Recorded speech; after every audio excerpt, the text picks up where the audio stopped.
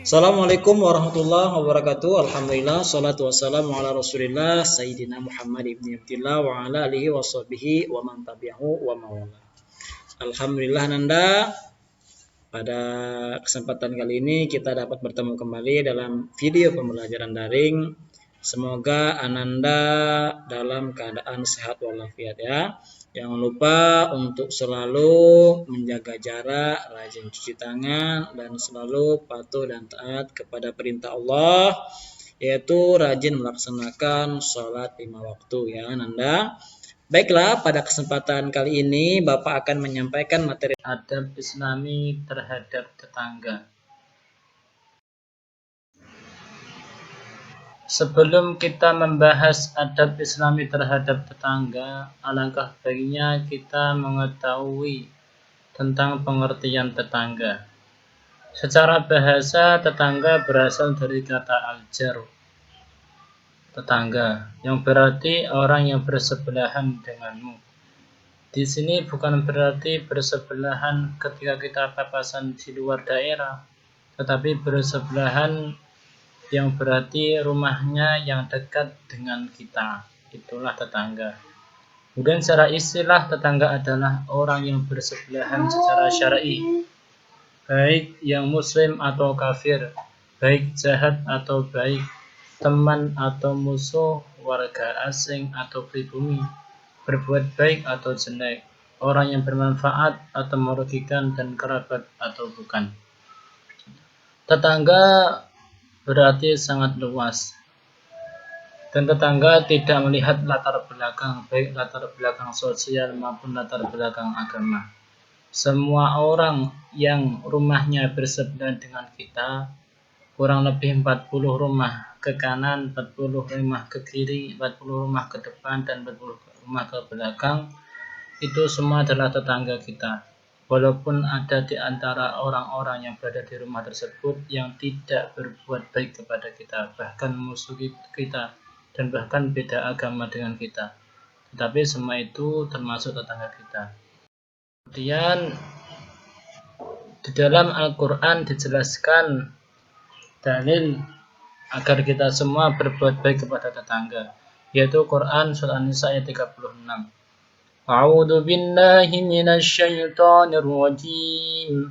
Wa'budullaha wa la tusyriku bihi syai'an wa bil walidaini ihsana وبذي القربى واليتامى والمساكين والجار ذي القربى والجار الجنب والصاحب بالجنب وابن السبيل وما ملكت أيمانكم إن الله لا يحب من كان مختالا فخورا, yang artinya sembahlah Allah dan janganlah kamu mempersekutukannya dengan sesuatu apapun, dan berbuat baiklah kepada dua orang ibu bapak, karib kerabat, anak-anak yatim, orang-orang miskin, tetangga yang dekat dan tetangga yang jauh, teman sejawat, ibnu sabil, dan hamba sahayamu.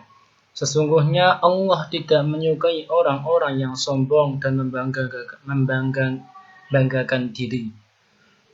Ayat di atas menjelaskan bahwa kita diperintahkan untuk berusaha semaksimal mungkin berbuat baik kepada tetangga, baik tetangga yang dekat rumahnya dengan kita ataupun yang jauh dengan kita.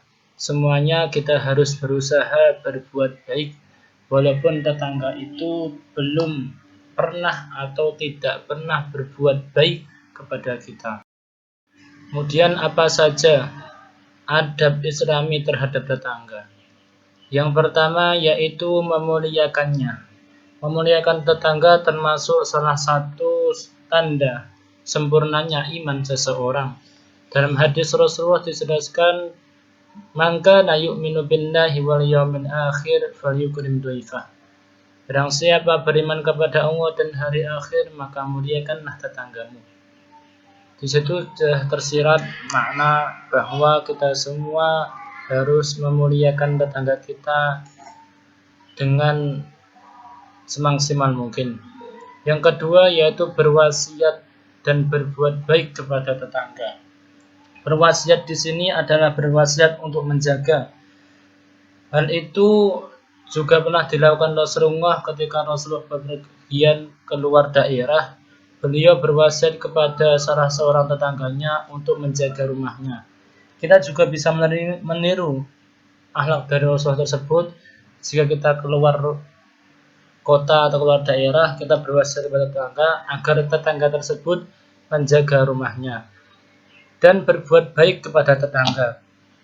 Walaupun tetangga tersebut tidak berbuat baik, tapi kita tetap harus berusaha untuk baik.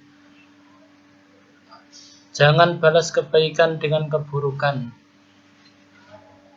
karena orang yang membalas keburukan dengan keburukan, maka sama saja tidak ada bedanya antara orang yang berbuat jelek atau berbuat buruk dengan orang yang membalas keburukan tersebut.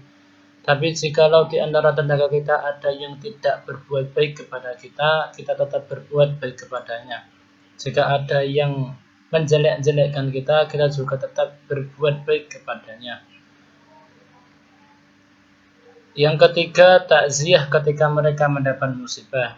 Jika salah seorang di antara tetangga kita ada yang mendapat musibah, maka baiknya kita mengunjunginya untuk memberi wasiat sabar dalam menghadapi musibah dan mendoakannya semoga musibah tersebut dapat diambil hikmahnya. Mengucapkan selamat ketika mendapat kebahagiaan. Jika di antara tetangga kita ada yang bahagia, maka kita harus berusaha untuk merasakan kebahagiaan tersebut. Sebaliknya, jika dari tetangga kita mendapat musibah, kita juga harus merasakan sedih. Jangan mengutamakan ego untuk iri kepada tetangga. Jika dari tetangga kita ada yang berhasil, kita harus bersyukur. Jangan justru iri sehingga mendorong diri kita untuk menjelek-jelekannya.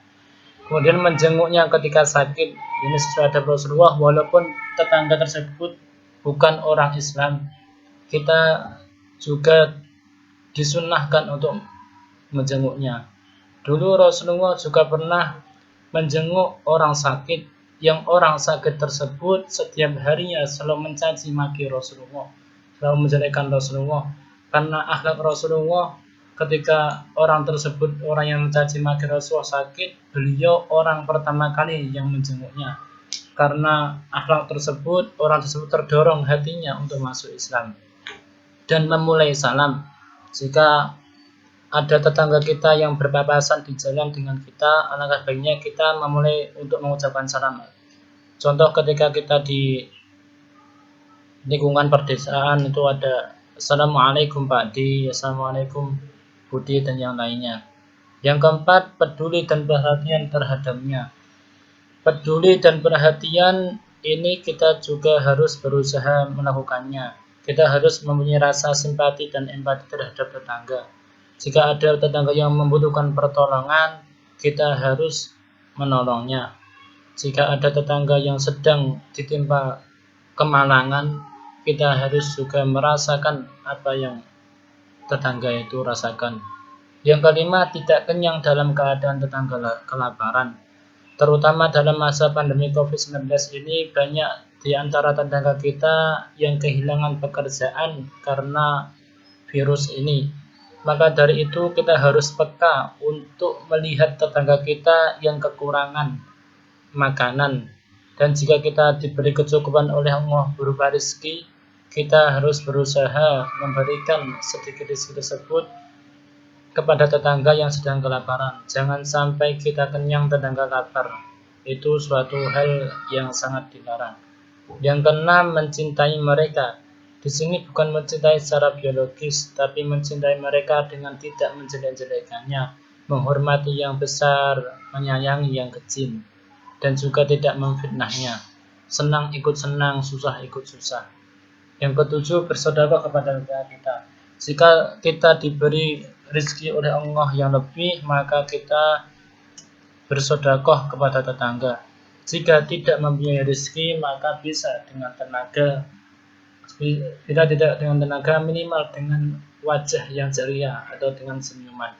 Yang terakhir, tolong menolong di antara tetangga.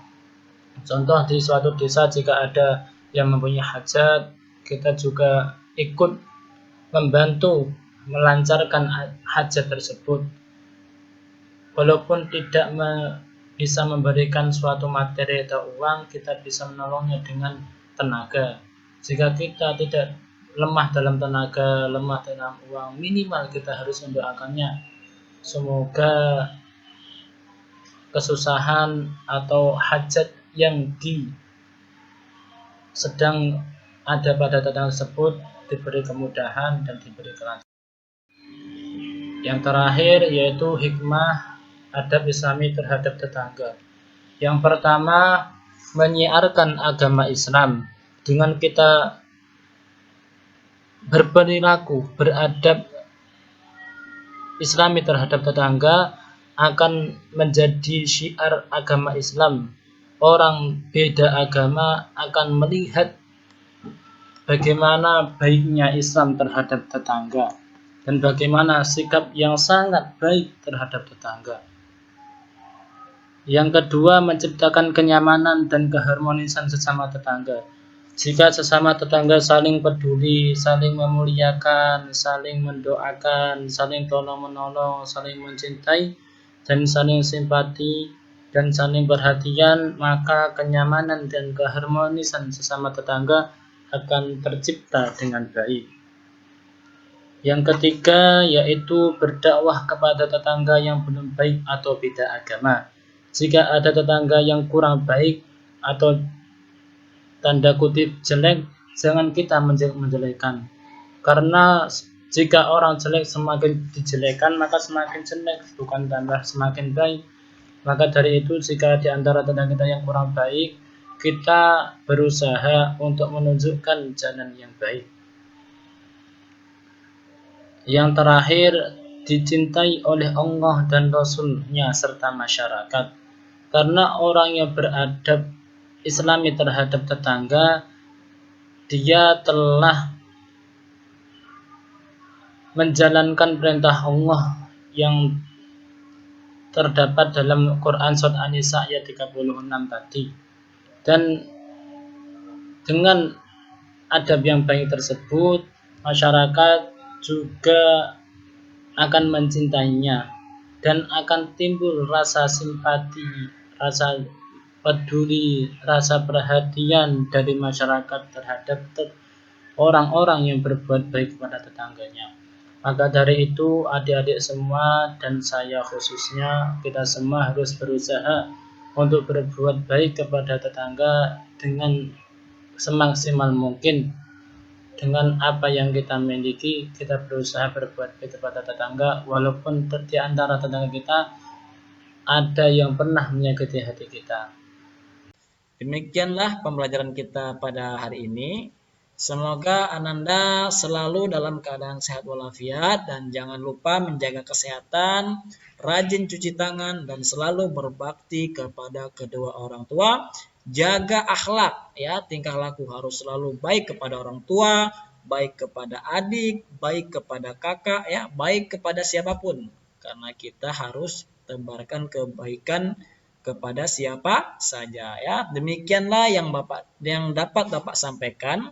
Bapak tutup dengan ucapan wabillahi taufiq wal hidayah. Wassalamualaikum warahmatullahi wabarakatuh.